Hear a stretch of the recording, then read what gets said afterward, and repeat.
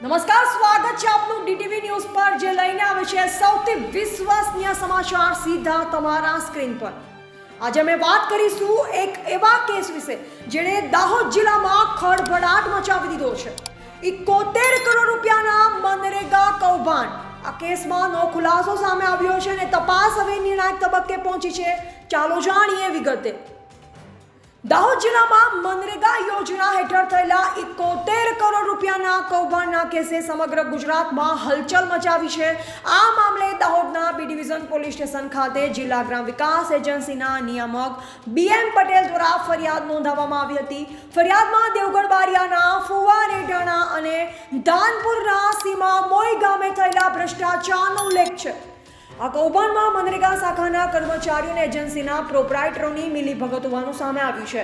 તપાસની જવાબદારી દાહોદ ડિવિઝનના ડીવાયએસપી જગદીશ ભંડારીને સોંપવામાં આવી છે। તપાસ દરમિયાન પોલીસે દેવગઢ બારિયા મનરેગા શાખાના 2 ગ્રામ રોજગાર સેવક અને 2 એકાઉન્ટન્ટની ધરપકડ કરી હતી। આ ઉપરાંત અગાઉ ગેરરીતિ બદલ સસ્પેન્ડ કરાયેલા ટેકનિકલ આસિસ્ટન્ટ મનીષ પટેલની પણ ધરપકડ કરવામાં આવી। મનીષ પટેલને દાહોદ કોર્ટમાં રજૂ કરવામાં આવ્યા, જ્યાં કોર્ટે તેમના 8 દિવસના રિમાન્ડ મંજૂર કર્યા। હાલ મનીષ પટેલ પોલીસ રિમાન્ડમાં છે અને તેમના ખુલાસાઓથી આ કૌભાંડમાં સંડોવાયેલ અન્ય મોટા નામો સામે આવી શકે તેવી શક્યતા છે। આ કેસ હવે એક નિર્ણાયક વળાંક પર છે। મનીષ પટેલના 5 દિવસના રિમાન્ડ પૂર્ણ થયા છે, પરંતુ હજુ 3 દિવસના રિમાન્ડ બાકી છે એવું તેવું માનવામાં આવે છે કે આ દરમિયાન વધુ ચોંકાવનારા ખુલાસા થઈ શકે છે। ચર્ચા આવી પણ છે કે આ કેસમાં કોઈ મોટા માથાની ધરપકડ નજીકના દિવસોમાં થઈ શકે છે। આ બધા વચ્ચે ચાલો સાંભળીએ આ મામલે ડીવાયએસપી જગદીશ ભંડારીનું શું કહેવું છે। દાહોદ બી ડિવિઝન ખાતે દાખલ થયેલા મનરેગા લગત ગુનામાં અગાઉ 4 આરોપી, જેમાં 2 GRS અને 2 એકાઉન્ટન્ટ આસિસ્ટન્ટ હતા, તેઓની ધરપકડ થઈ ચૂકી છે। અને તાજેતરમાં 11 તારીખે મનીષ પટેલ નામના વ્યક્તિ કે જેઓ ટેકનિકલ આસિસ્ટન્ટ તરીકે ફરજ બજાવતા હતા, તેઓ પણ અધૂરા કામ હોવા છતાં તેઓના સર્ટી પૂરા આપીને બિલો પર મોકલી આપવા મદદગારી કરી હતી।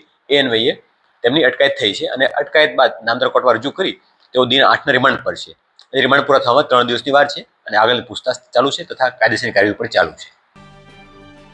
ડીવાયએસપી જગદીશ ભંડારીએ જણાવ્યું છે કે આ કેસની તપાસ ઝીણવટભરી રીતે ચાલી રહી છે અને અમે ટૂંક સમયમાં જ આ કૌભાંડના તમામ પાસાઓને ઉજાગર કરીશું। આ ઘટનાએ દાહોદ જિલ્લા સહિત સમગ્ર ગુજરાતમાં ખળભળાટ મચાવી દીધો છે। હવે સૌની નજર આ તપાસ પર છે કે આગળ શું થાય છે। 71 કરોડના કૌભાંડનો પર્દાફાશ કઈ દિશામાં જશે અને કયા નવા નામ સામે આવશે તે જાણવા માટે અમારી સાથે જોડાયેલા રહો। જો આ સમાચાર આપને મહત્વના લાગ્યા હોય તો ડીટીવી ન્યૂઝને સબસ્ક્રાઇબ કરો, લાઇક કરો અને કમેન્ટમાં જણાવો આપનો શું અભિપ્રાય છે।